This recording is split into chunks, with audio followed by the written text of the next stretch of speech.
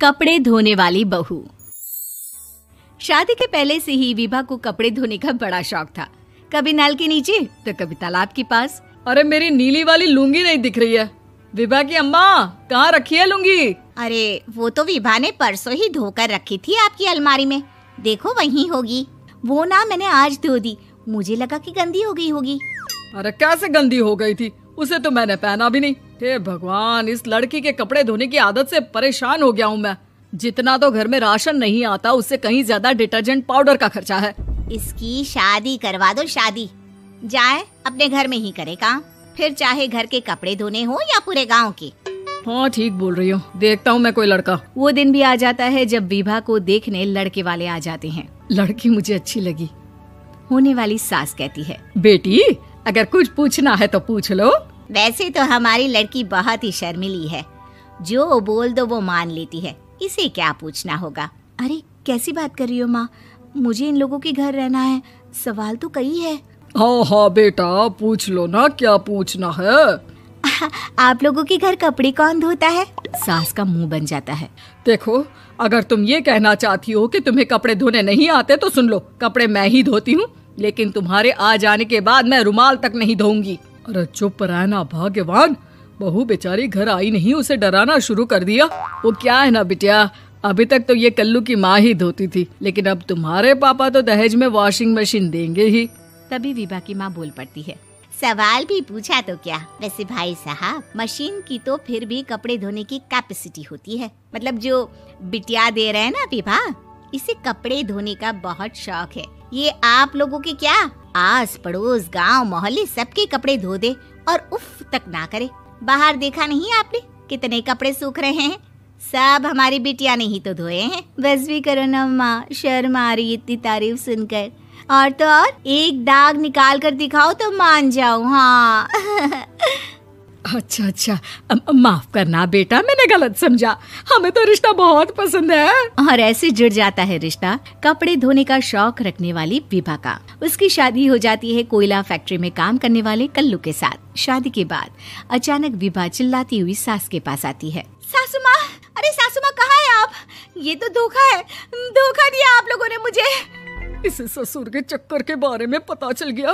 अरे तो उसमें तुझे क्यों धोखा मिला है? अरे नल में पानी नहीं आता, कपड़े कैसे कब धुलेंगे? अच्छा अच्छा, तू पानी नहीं आ रहा उसकी बात कर रही है। तो आपने क्या सोचा?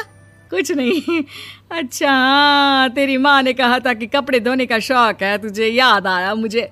शौक शौक बोलकर कपड़े धोने वाले मेरे जुनून को कम ना आके सासू माँ, कपड़ा धोना मेरा गुरूर है। तभी पति भी वहाँ आ जाता है। अभी अभी मैंने इसे सनी देओल की फिल्म दिखाई है, उसी के डायलॉग मार रही है माँ। अच्छा सुन, साफ साफ बता रही हूँ, पानी सुबह 4 से 6 और शाम को 10 से 12 आता है, समझी? विभा टाइमिंग सुनकर हैरान हो जाती है। ये क्या भूतों का मोहल्ला है? सुबह 4 बजे उठकर कौन कपड़े धोता है? 4 बजे टंकी में पानी जाता है, फिर सारा दिन धोना ना, किसने मना किया? अरे कैसी बात कर रही हैं? 200 लीटर की टंकी में कितने कपड़े धो लूंगी मैं, सुबह ही उठ जाऊंगी मैं। अब क्या था, विभा सुबह 4 से लेकर रात के 12 बजे तक कपड़े ही धोती रहती। एक रोज सास पड़ोस से निकलकर कहीं जा रही होती है कि साथ वाली कहती है, हाँ कल्लू की माँ, जरा ये बताओ कि 2 साड़ी है, 2 ब्लाउज और एक पेटीकोट और एक नाड़े वाला लंबा कच्छा। हाँ तो? अरे तो क्या, कितना लोगी धुलाई ये बताओ। धोबन दिख रहे हैं हम क्या? हमारे पति सरकारी नौकरी से अभी अभी रिटायर हुए हैं और बेटा सुपरवाइजर है कोयला फैक्ट्री में। धोबन समझ रखा है हमें। हाय रे कल्लू की अम्मा, माफ कर दो, वो तो मोहल्ले में यही सब बता रहे थे कि तुमने बहू को कपड़ा धुलवाने के काम में लगा दिया है। सास को पड़ोसन की बात सुनकर गुस्सा आ जाता है। वो घर पहुंचती है जहां घर के बाहर ही इतने सारे कपड़े सूख रहे होते हैं जितने कि किसी धोबन के घर पर। अरे ओ कल्लू की दुल्हन, बाहर निकल। माँ जी यहीं आ जाओ, बाथरूम में चादर धो रहे हैं हम। अरे अभी हम धोते हैं, तुमको बाहर निकलो। ये आस पड़ोस वाले बोल रहे हैं कि हम बहू से कपड़े धुलवा धुलवा कर उसे कपड़ा धोने वाली बना दिए हैं। अरे छोड़ो ना माँ जी, किन लोगों की बातों में आती हो? आस पास के लोगों का तो काम ही होता है कि वो किसी तरह सास बहू को लड़ा दे। बहू सारे घर के कपड़े धोती है, ये क्या कम है? बोलिए। सास को भी लग जाता है कि वो बहू का ये सनकीपन नहीं छुड़वा सकती, इससे अच्छा है कि खुद ही चुप हो जाए।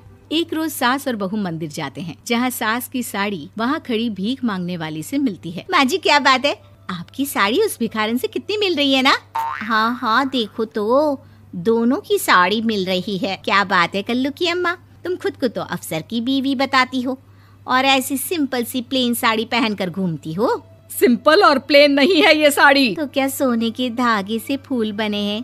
कुछ भी सासू माँ, कुछ भी। हाँ बने थे इस साड़ी में सोने के धागे से फूल। मेरे पति लेकर आए थे मद्रास से स्पेशली मेरे लिए 10,000 की। ताहे भाई साहब इस भिखारन के लिए भी सेम टू सेम साड़ी लेकर आए होंगे 10,000 की। सास उस वक्त तो कुछ नहीं कहती, लेकिन बहू के साथ घर आती है और अलमारी से एल्बम निकाल कर लाती है। ये साड़ी देख रही है, ये वही साड़ी है जिसे मैंने अभी पहना था। इस साड़ी में ये जो चमकदार फूल दिख रहे हैं ना, ये सोने के धागों से काढ़े गए हैं। लेकिन तू लोकल वॉशिंग मशीन ब्रश से घिस घिस कर सारे फूलों को निकाल कर साड़ी प्लेन कर दी।